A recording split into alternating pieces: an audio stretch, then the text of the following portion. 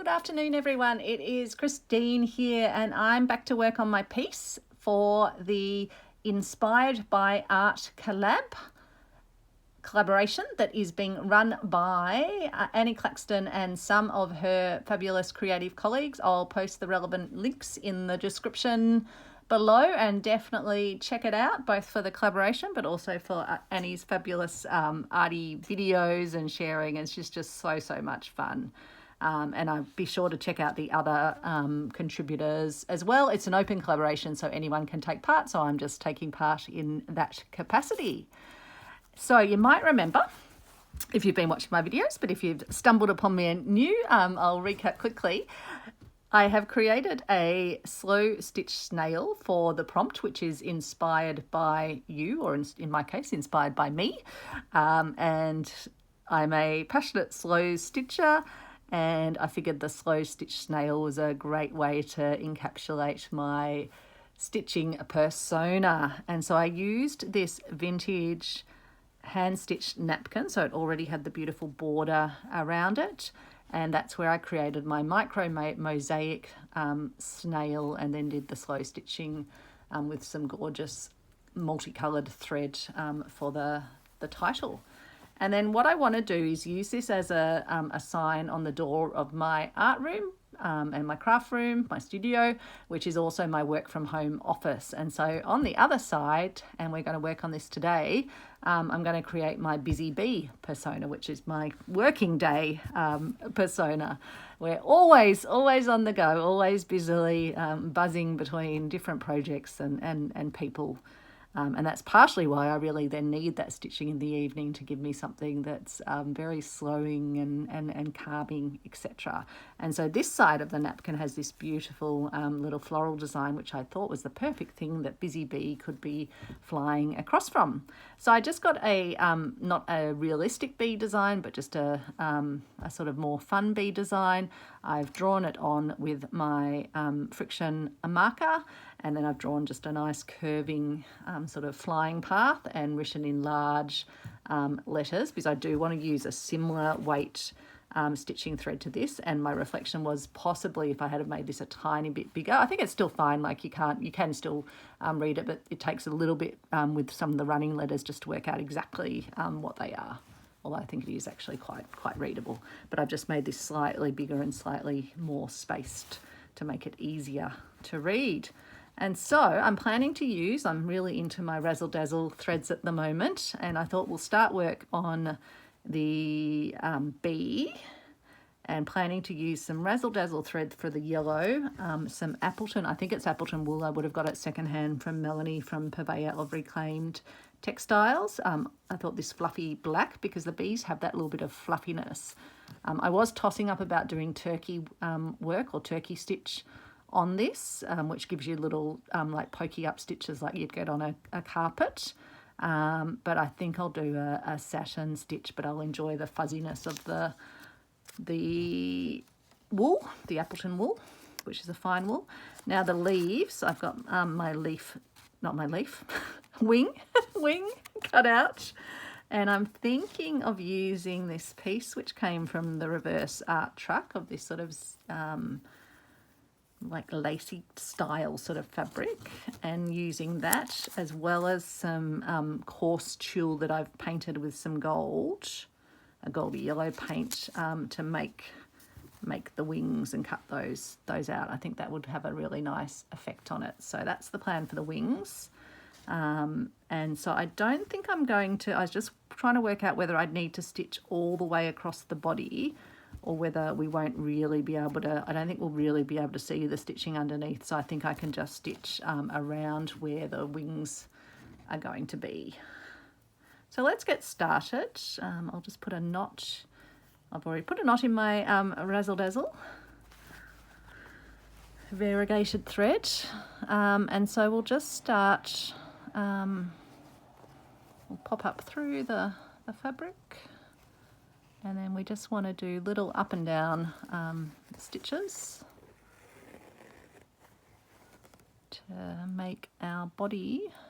And I like to kind of not do them in a totally straight line where they're joining up with the black, because I want the two to sort of intermingle like they would actually on a bee.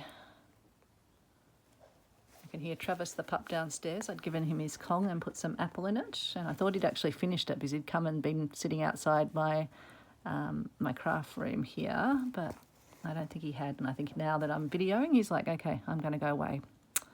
We had actually just come back from the park, so it's not like he's been deprived of walks at all. He's had plenty of walks today.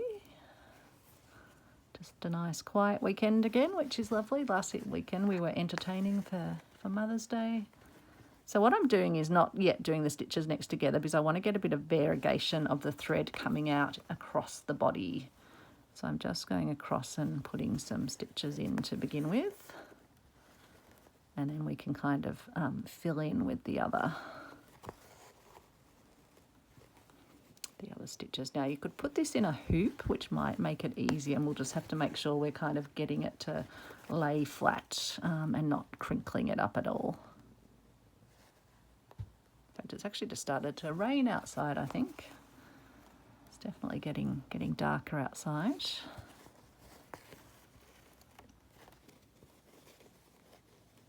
I've just been packing away some goodies of a bridal shop remnant package I got this week, which I'll be showing you in a video scheduled for Tuesday, for Reuse Tuesday. So I've been just going through that stash, sharing it on video, and then packing it away and sorting it into sort of its constituent parts. But there's some really exciting goodies in that, and that's a new source for, I guess, reclaimed fabrics that would otherwise go to landfill because they can't be used by the bridal store, but can be used by those of us that don't need huge portions. But I was actually amazed by the size of some of the pieces that came in the box of what they call scraps. Definitely big scraps for a slow stitcher. Although you probably think after seeing my snail that all my scraps are tiny. No, these were just, the snail was made just from offcuts of when I'd made little miniature hexies from other offcuts of scraps from my jar of smaller scraps. So yeah, the snail was, I think, the smallest I've gone with micro scraps so far, but I'll definitely be doing it again because it creates such a lovely effect. So now we're getting some more yellowy through. I just love how shiny these are. This is a very glam bee.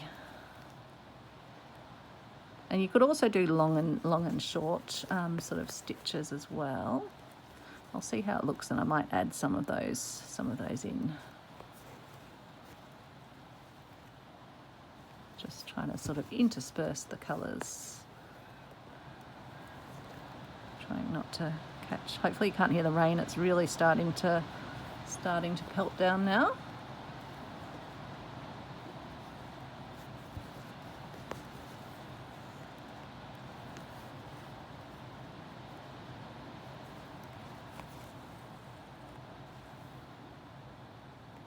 Just put in a bit more there. Now this razzle dazzle, I try not to use too long of a piece at once because it can sort of start to fray a little bit. But so far so good. Oops, I might have pulled that a bit too tight.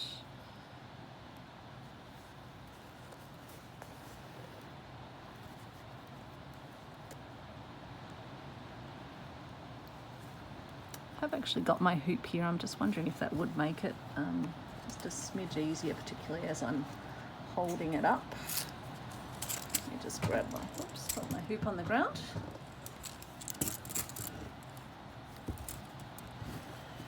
Let's just get that inside.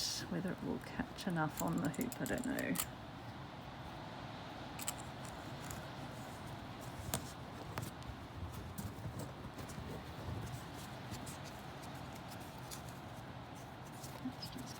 Down like that. See how we go. Just need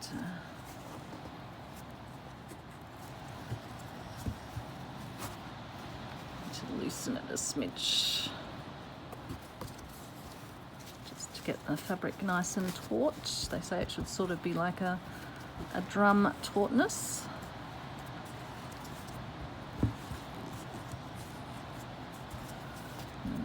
tighten it up a little bit. Don't want to do anything bad to my snail over there either. I do actually have smaller hoops, but this was close to me, and rather than stopping and starting the video, I thought I'll just do it in one go. Although now I've created a little twisted knot. What have I done here? There we go.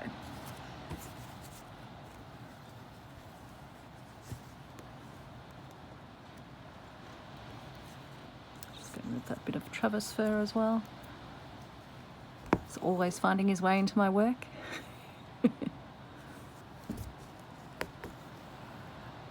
I'm sure those of you with pets, cats and dogs, other things, find that you get bits of their glitter, as I like to call Travis's fur. Labrador glitter.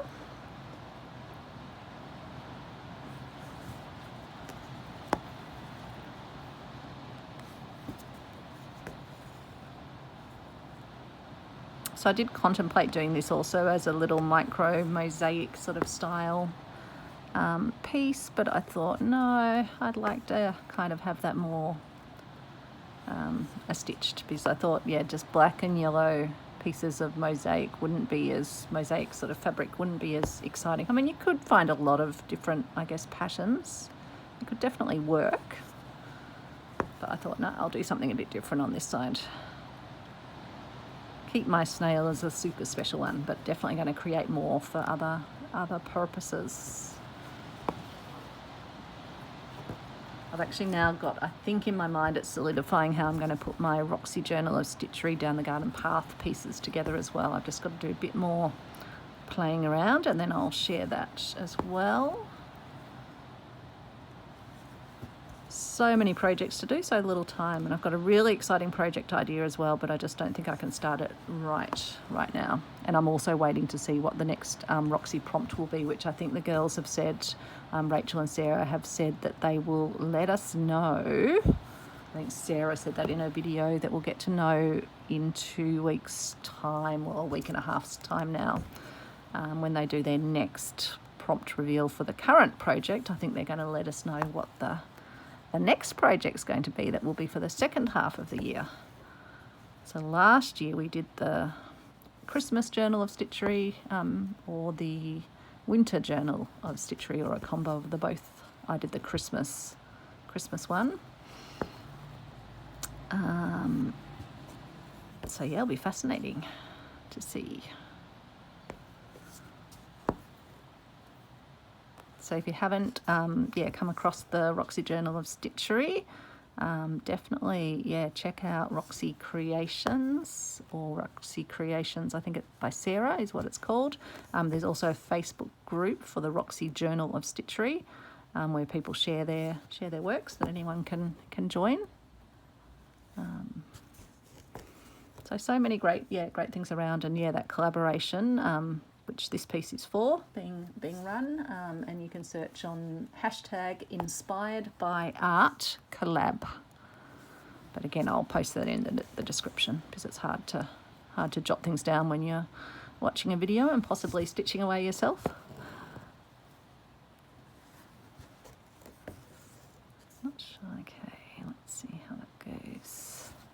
Just thinking, I don't know if I should have made it a little bit more curved up around the side of the body. I might just add a few stitches to do that. Oops, a little tangle there.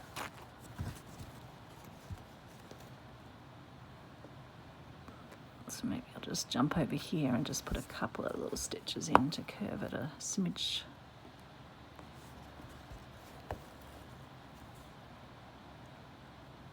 Another one there. So kind of got a bit of yellow that's sort of all bunched on that side. Maybe another orangey one over here.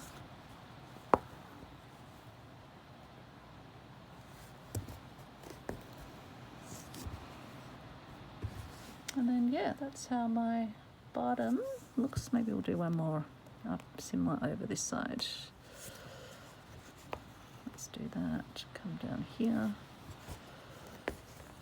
Okay,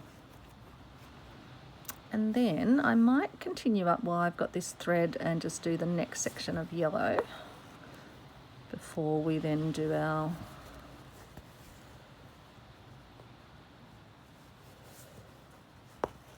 do the black. And again, I just want to intersperse the threads across it so I get that variegated look crossing across my piece.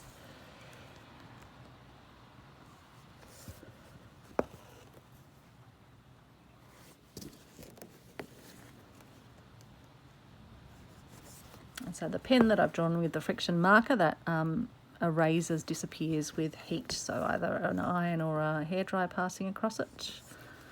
Just for any bits where you can still see it. Often you're stitching over it anyway, but it's still nice to just give that heat just to know that there's not any marker left. It's amazing. I'm still amazed by it, and the fact that it's sort of like generally available in supermarkets. I never knew about it before. I think I heard about it through the Roxy girls.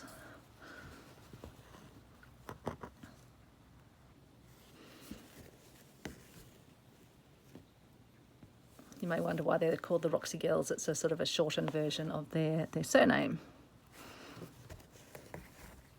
And Rachel lives in Italy. In fact, thinking of all the people at the moment in Italy that are being subjected to awful floods in parts of the country. It's been quite tragic. And I saw Lisa Mattock, who's been running a textile tour over there, with her colleague Lara.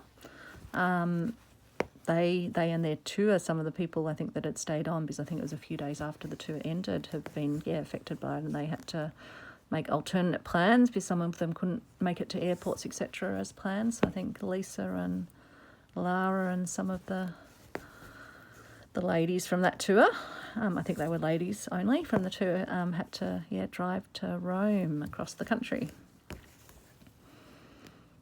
It's hard when you're on holidays, you're not in a familiar place, even if you're sort of familiar with travelling in a country, but when your plans kind of get thrown asunder, it can be quite a shock, and you don't always have the language or the same sort of knowing of how to sort something out that you might in your local country. But just hope everyone's okay. Hope Rachel's okay, but she lives there in that region, I think, that has been impacted by the flooding. Although I did see that she'd posted something on Instagram, so I hope that means all is okay in her world and with her family, extended family over there.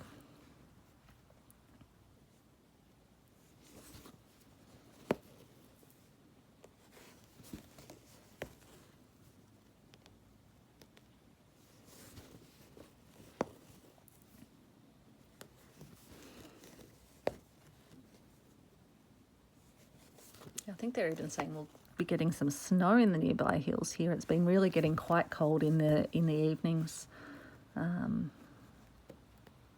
Winter is really sort of well and truly starting to set in weather-wise. Although we had some lovely sunshine today, that's why we took Travis. I took him out earlier for a walk. Alex was just taking it easy. But then we both took him up to Wilson Botanic Gardens for a lovely walk in the sunshine, but now it's gone grey and raining, so it was lucky that I thought, yep, I'll do that before I start stitching. I've got an easy dinner sorted for tonight, so I don't have to think about that. I'll just make a salad to go with it.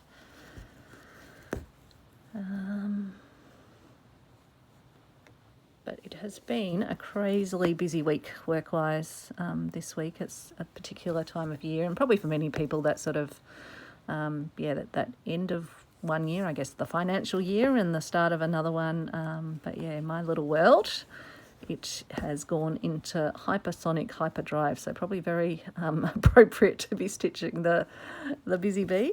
Not that I try and think of work that much on the weekends. I do love what I do, and I'm passionate about the area that I'm lucky enough to work in, that is working on a really important global challenge. And hopefully the work that we do will create a better future, which is awesome to be able to work in an area where you're working on something that is going to make things better. I mean, it'd be nice if everything we did made things better, but there's a lot that happens in the world that makes things worse. So very grateful to work in the area that I do. And while I might get exhausted sometimes and kind of have those things where I'm just like, I just don't think I can do another thing today, I'm incredibly grateful for my job and for the people I work with. They are good people, and I'm doing good work. And so you really can't, I don't think you can ask for much more than that.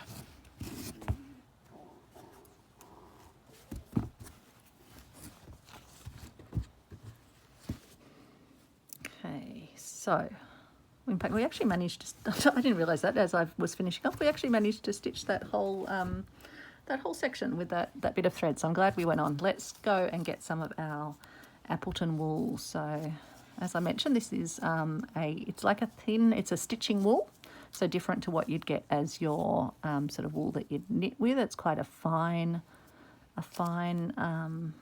wool, and the famous brand for it is Appleton. It can be quite expensive. That's why I buy it from Melanie from Purveyor of Reclaimed Textiles on Instagram. She's a Melbourne-based, Aussie-based girl. I'm just trying to see if it's actually one long piece or if I've got a smaller piece that's not. I think it's probably one long piece, so we won't take all of that. Again, with the Appleton wool, it's good not to be dragging it too much through the fabric with too much of a length where it kind of gets too much tugged around.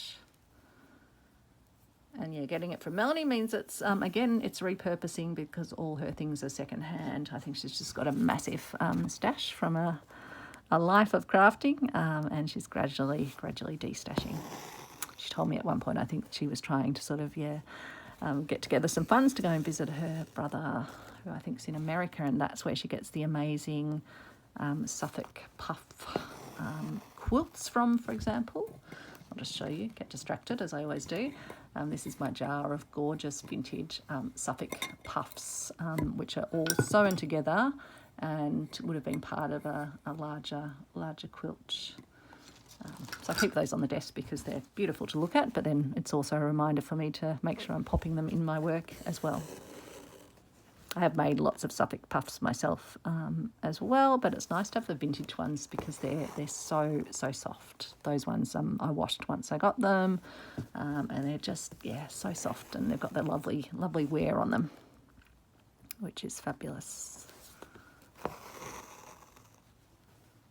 So yeah, definitely easier working this in a hoop. So if you've got, if you do have a hoop and you are doing this sort of quite dense stitching, it will definitely make your task easier. Otherwise, you are best just to flatten it down onto the table every now and then to make sure that you're not kind of bunching up the fabric.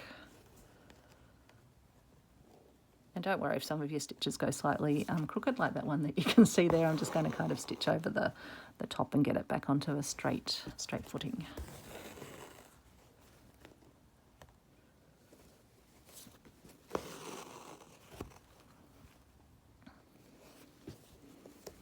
So what else to tell you?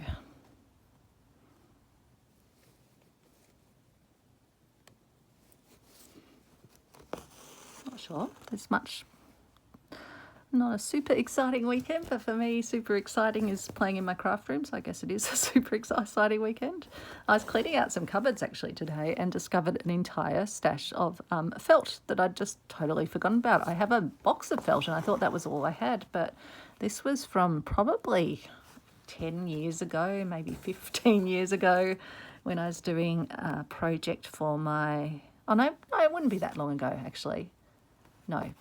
So it would be 13 years ago when I was making some beautiful little felt owl hangings for my nephew, my first nephew, Bailey.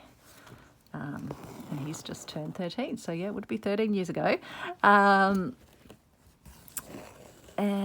But I probably had the felt a bit before that, possibly. Or maybe I bought it for that project. But I was making these little felt owls to make a hanging for his nursery. And each owl spelt out his name and had this sort of...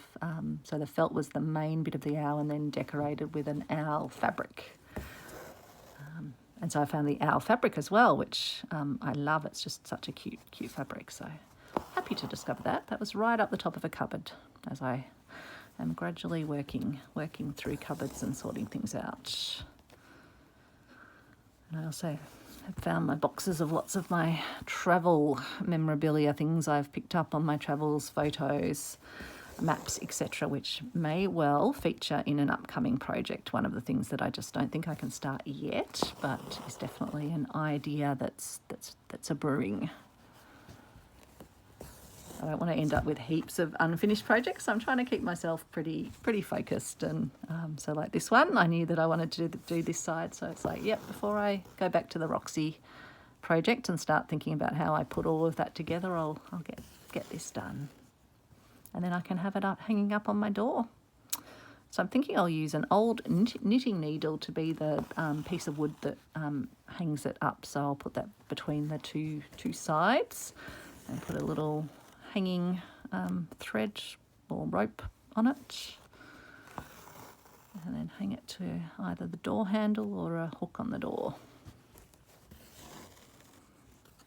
and then it will let Travis and my partner know when work is in session and when stitching time is in session.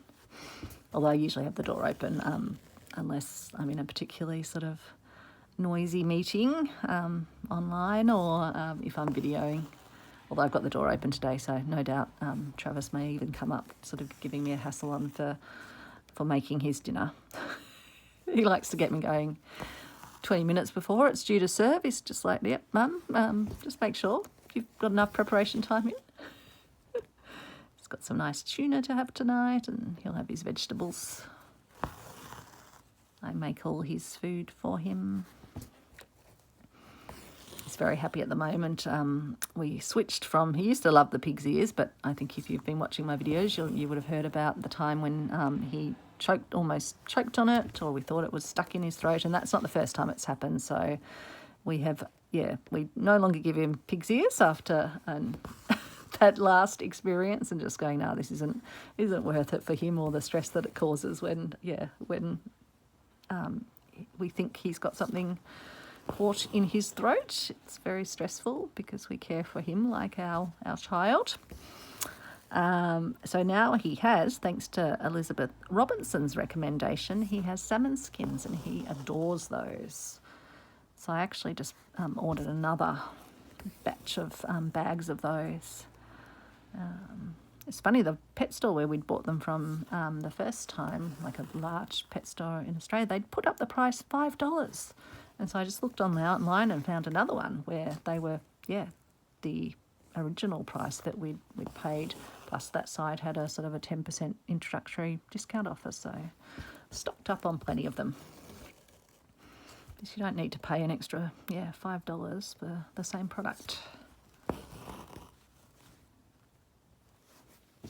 But they're Australian made, and the brand that we buy also supports rescue dogs. So it's a win-win as far as I'm concerned. Travis is happy. We're giving him something that's Australian and safe, because it did appall me when I learnt that there's no regulation of dog products or dog foods or dog treats at all. That was after there'd been a whole lot of dogs that sadly passed away from eating a food that had contamination. I think they discovered it was with a plant that was toxic, which I think had been eaten by the animals that they were then using in the dog meat. But that's why we now make Travis his own dinners and things, and use human grade product, because we know human grade product is actually regulated and protected. But sad to think that our family members are not afforded the same privileges as we are. Even when I heard horrible stories of people poisoning dogs, there was a lady that was doing it in Melbourne here, and I just think they should be where dogs have died because of being poisoned by these horrible people. I think the people should be charged with murder, but they don't get that charge. But as far as I'm concerned, our pets are our family members. Well, Travis is. He's our son.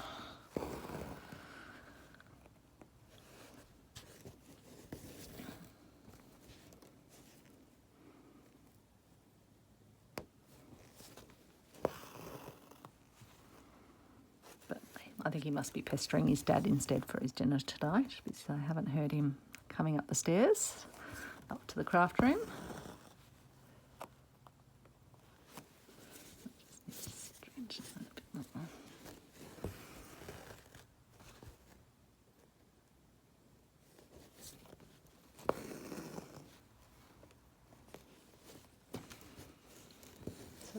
sky has turned an amazing purpley, pale purple, and with the sort of sun illuminating orange golden onto the clouds.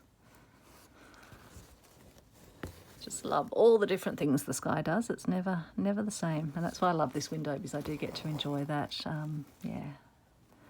that afternoon and into evening setting of the sun. Being winter, the sun goes down much earlier.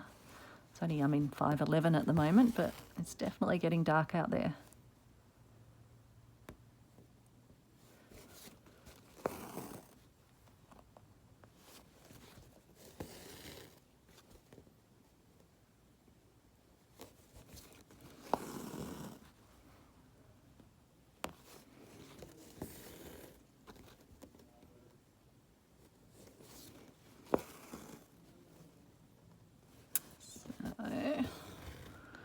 I'll just finish this off with you, and then maybe I probably know. Actually, I can't do the wings yet. Let's have a think if there's anything else we do now, or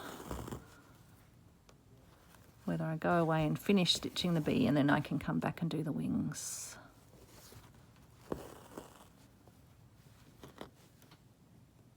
You actually get quite a bit of this stitching. You'd think that it might take more thread, but yeah, we've got plenty of the wool just to do this piece.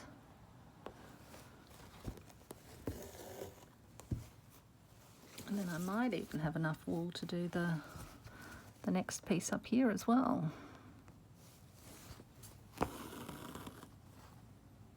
don't know if you can see, it's got, oh sorry, I just hit my camera. It's got a lovely fluffiness to it. Both the threads have a lovely texture.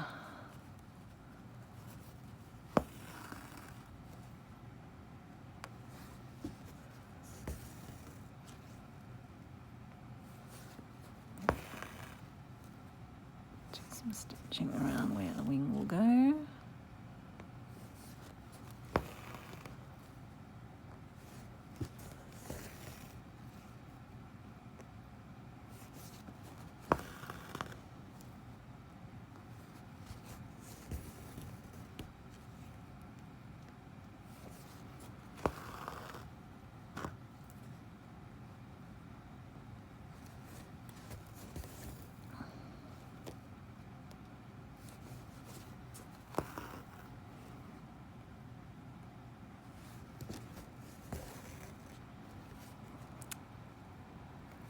Okay, sorry, I'm a bit quiet. I'm just stitching away and just having a nice little relax. And then I'm like, oh, I've got the video on. You're probably all, no, maybe you're stitching away as well. And you're like, yep, I'm just focusing on my own work, looking up every now and again. Let me know what project you're working on. Let me know if you're taking part in the Inspired by Art collab. I've actually got to do a search on the hashtag, although sometimes I find YouTube does very strange things with hashtags. It doesn't really always seem to bring everything up consistently. It's like it's got its own little mind about what it will show us. But that's okay. We all manage to find each other eventually. I'm always seeking out new slow stitch folks to watch, or people doing, just creative things. I just love how many things, like Annie Claxton, she's amazing. She's done these amazing miniature little rooms and things. Does painting, does just all sorts of art forms. Button jewellery. I must admit, I kind of try and limit myself to the slow stitching sort of side of things, because otherwise I just think I'd be overflowing with materials. Although obviously you can use slow stitching materials for other things as well. But slow stitching gives me enough scope to be playing around with textiles in so many different ways, and threads and embellishments. Very excited by my bridal shop embellishments as well. So yeah, definitely check out that video, particularly if you're in Melbourne or Australia, which I'll be posting on Tuesday, if you're after some wonderful fabrics and embellished goodies to use.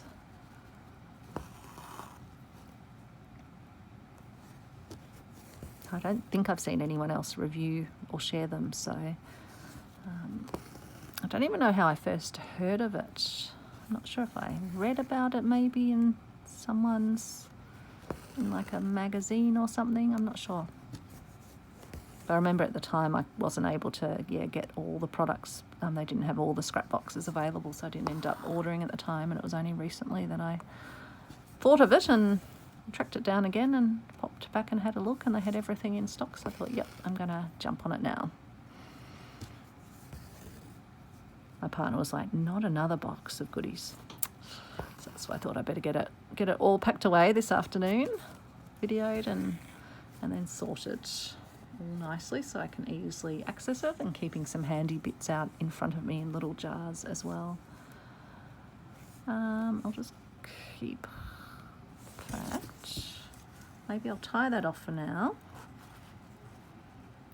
Or I'll just, actually, maybe I can leave that in there. How are we going? It's 36 minutes.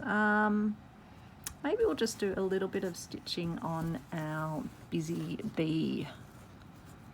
We'll just start that off perhaps, so you can see how that's going to go. And then I reckon actually I probably don't need the hoop for that. Put that black thread over there. And where is, I was thinking I'm going to use this green to write the busy bee. See how that goes.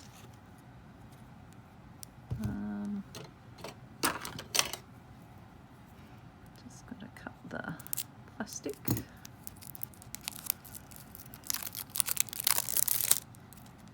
These do kind of spring out a bit as you open them, so I'll try and not unravel too much in one go. I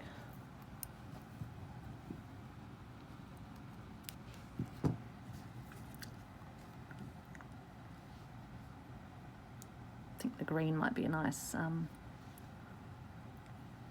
nice contrast, nice sort of picking up some of the colours from the little flower display below, but be a nice contrast with the yellow and the black. And because it's got the green around the outside, it will coordinate nicely with that.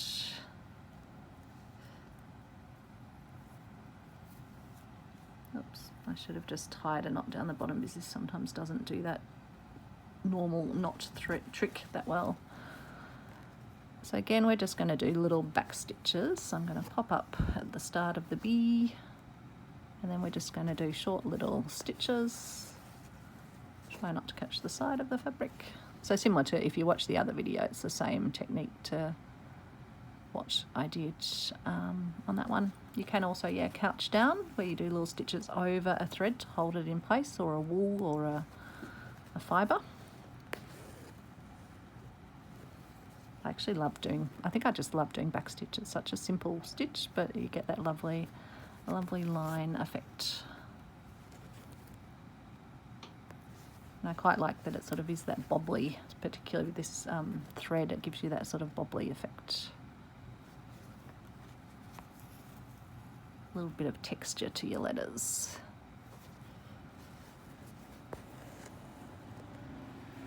So we'll just do the bee together, and then I'll let you get back to your days or your evenings or your stitching or moving on to the next video.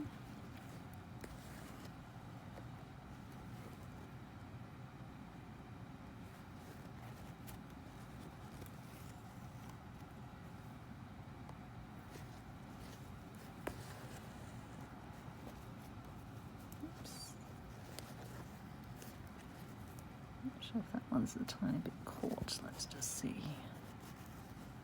There we go.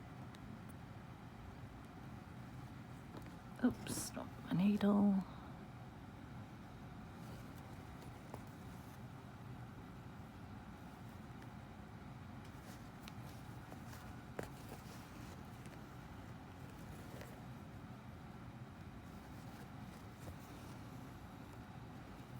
I just undid my stitch. That's why sometimes I don't like sort of trying to come back up in the other hole. I sometimes prefer to jump forward and then come back, so that I don't keep undoing stitches, because I find that takes me out of that happy flow.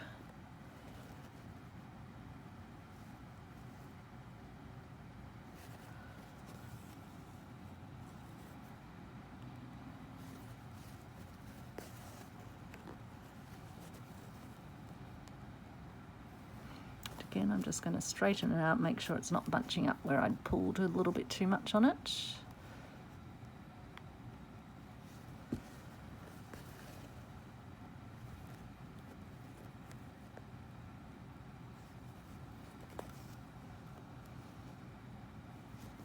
Oops.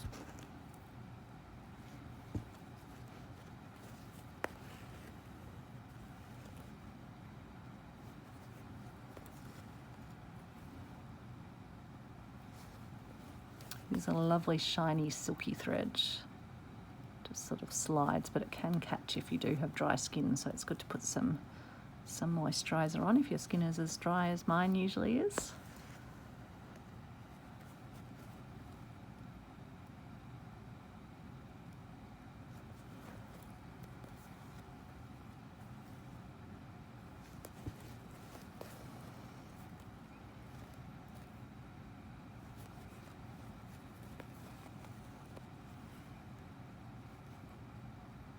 I'll do a second stitch there.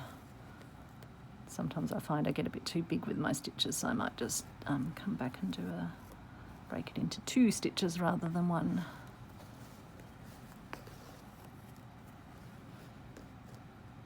So I'll just finish off the B together, and then I will send you on your way, and then I'll go away and finish stitching down the letters and the B, and then we can come back and pop the wing on. And then we can also make the sign up itself as well on a knitting needle. I do also have a lovely piece of driftwood. I just think it might be a bit rough, a bit too big as well on the door. So there we go. There is our B for Busy Bee, and there's our B coming together. Not sure how well the black sort of shows out on the camera, but yeah, it's got that lovely fluffiness. He's very tactile, not he, she the Busy Bee, Christine the Busy Bee. So yeah, that's going to be a lot of fun, I reckon. So thanks so much for watching, and I'll let you go and pop back to check out the next video. Hit subscribe if you aren't subscribed, so you'll get notified when I pop a new video up. See you everyone, bye.